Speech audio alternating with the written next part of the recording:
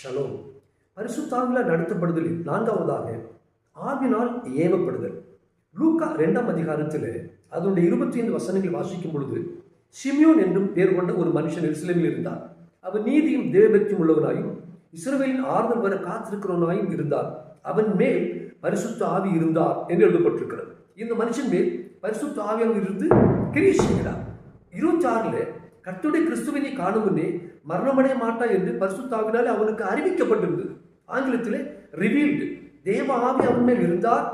தேவ ஆவியானவர் அவனுக்கு அறிவித்திருந்தார், நீ இயேசு கிறிஸ்துவை காணுவன் மரணமடைய மாட்டாய் என்று.